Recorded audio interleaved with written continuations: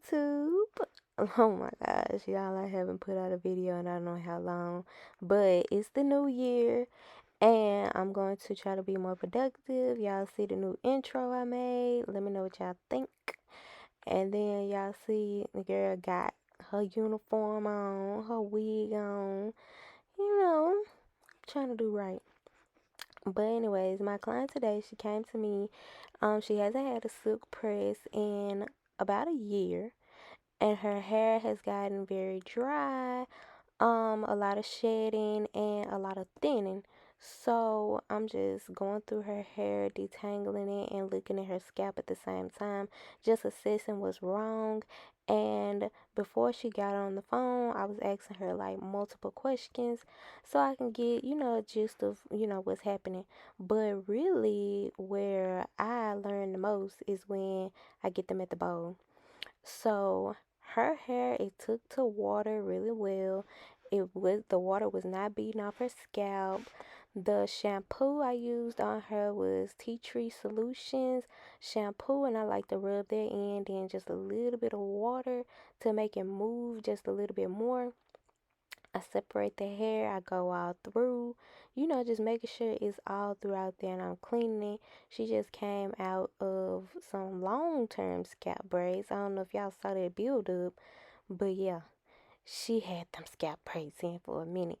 So I shampooed her hair about a good 3 to 4 times, and I was also steaming her hair as well, just to allow for the products to penetrate better because her hair was very dry. And before I got to the bowl, I just automatically, assumed low porosity hair.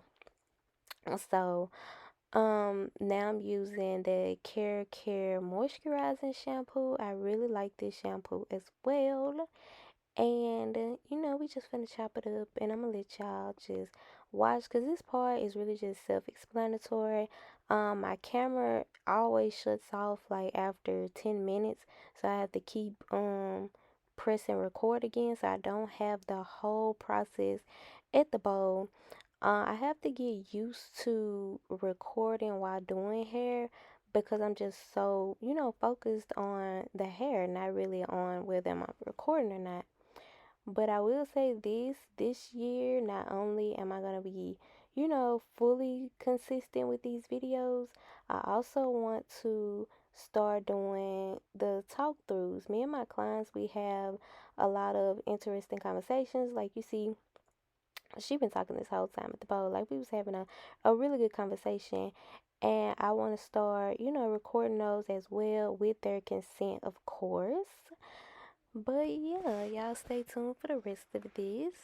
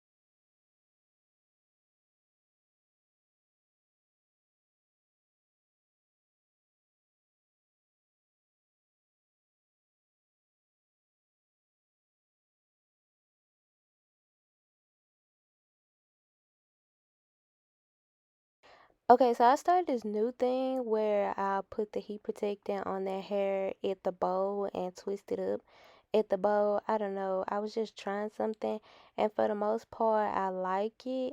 And a lot of my clients says that it, reduces their frizz. It has like a better, well, a different feel on their hair, if that makes sense.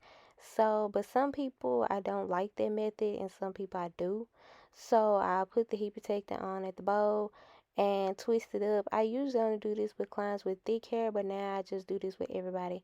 Like let them sit under the dryer, let some of that moisture dry out, and it also decreases the blow drying time. It usually takes me like 20 minutes to blow dry their hair. I have a really good blow dryer, but with this method that I do on everybody's hair, I can get done in like 10 minutes or less because most of it is already dry.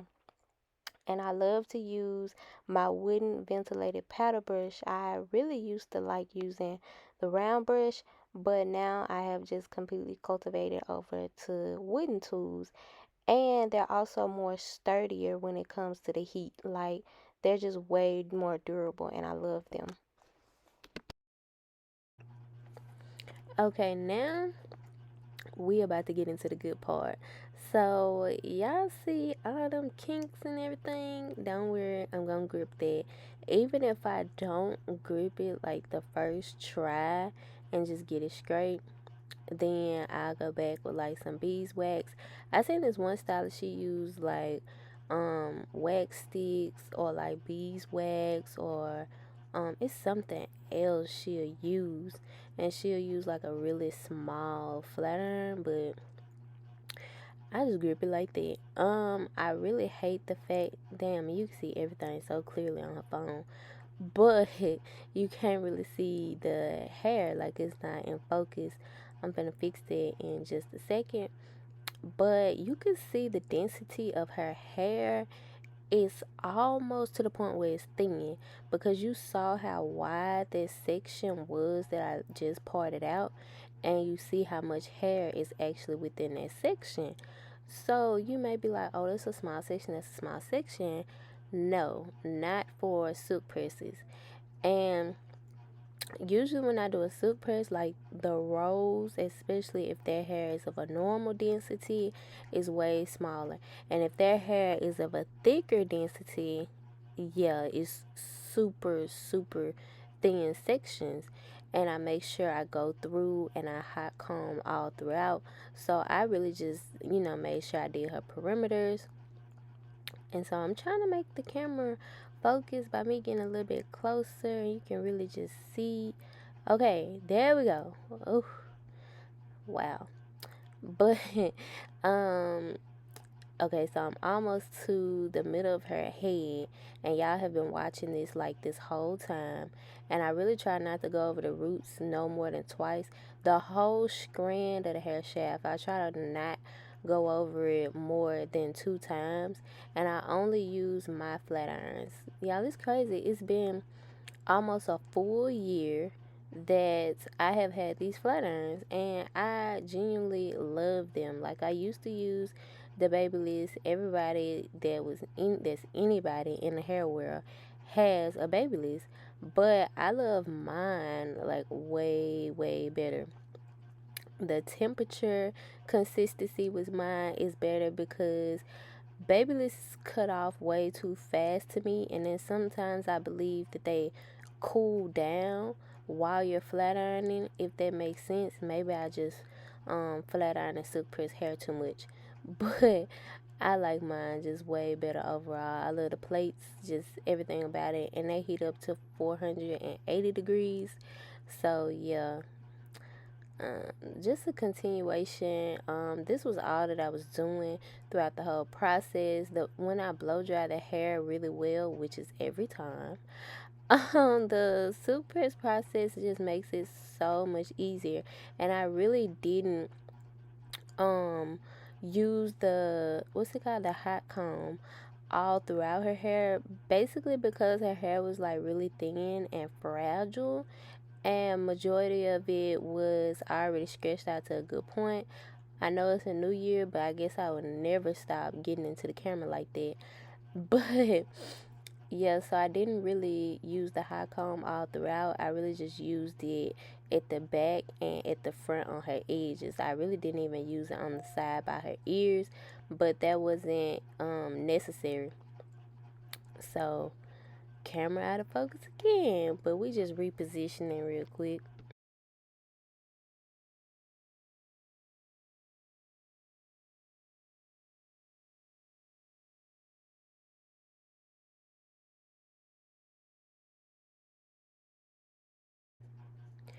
Okay, camera is like blurry again. But I think I'm gonna start recording my videos like this, like angling above so you can get a better look of what I'm doing. And I do get my clients consent in black and white to use videos and pictures that I take of them for, for YouTube, email campaigns, like not professional, promotional purposes. Like, I make sure that I do that, and that's a good hairstylist tip, because when I started going viral and my clients started to be seen on like different blogs or just getting like a lot of shares, I had this one client ask me to take her down, and I'm like, wow. Like, but I just went ahead and did it, even though I would, ask them, hey, can I take a picture? Can I post a picture? They would be like, yeah, cool. But a lot of people, they don't really like that type of attention, especially when it's not coming from them per se. Like, it's not like she posted the picture on her page and she went viral. Like, she went viral off of my page. But it was really just a regular video, y'all. Like, her hair was really pretty. It was giving Marilyn Monroe vibes, and it was during COVID. She had a mask on, so nobody, really knew who she was. But I just went ahead and did it, and from then on out, like, I had them sign consent forms to give me permission to, use the videos and pictures as will, as long as it's, business related, of course, because that's like stopping a bag right there. That's my portfolio. Plus, I get paid from social media. So, yeah, you always want to have consent forms. Whew. But I'm gonna go in. Oh my gosh, I just hate the fact that this is so blurry. But I'm trying to stay out of the way of recording. But I'm gripping them edges. Like, I'm hot combing, gripping them edges. And she was a real one. She didn't move at all, y'all. She just was there. Some people just be jumping and all this other crazy stuff. That hot comb do not hurt. Now I want to get back in focus. Ain't that something? But I'm just going to comb that hair. Like, I like to put the hair in the middle part when I cut it. Unless I'm cutting it into a style that they'll prefer, then we'll talk about side, middle, whatever the case may be. But most of the time, I just put it in a middle part, comb it down real good. Let me try to focus the camera again. I don't think it's gonna even focus. Okay, so now what I like to do, so her hair, it doesn't pass the chair. So I'm going to tell her, look straight and look down. Keep your head down while I'm at the back of your hair. So you see how much, I cut off. The camera is not in focus, but you could still see how poofy those ends were before I actually, cut them off. So what that was, it was probably about like 2 to 3 inches that I cut off at the back. And her hair overall was not really super damaged or anything, but definitely needed the ends gone. And I can't remember if I went throughout and I cut, like, look, them ends was not really that bad. And I'm just gonna like go upward on the sides and just frame the face in like a layered type of look. Something that I hate is this part. Like, when I'm on the left side of their head and I have to cut downward like that, I don't always like to pull it like upwards or whatever, because it don't always look right to me. So I just do it like that. And y'all see how full, I really should have showed y'all before I started cutting. But you see the side over there, like on the left side of her head. So just imagine like you looking to the left. But anyways, that little piece was just a little thin, and I'm trying to work in like a U shape to make it just all glide. So she still has the fullness of her ends and everything, and like a little bit of length without too much gone and too many split ends still there at the same time. So healthy hair is always the goal, but if I'm able to save some lint, then I will.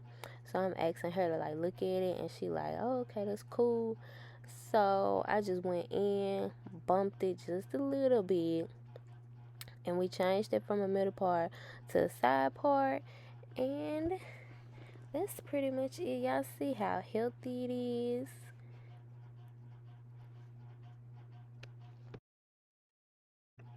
So really the only thing was her edges. Of course, they were thin, and I had to frame her face the best that I could without having to get her like a complete Dora Bob. But yeah. And now she finna pay me, of course. But thank you all for watching my video. Don't forget to like, comment, share, and subscribe.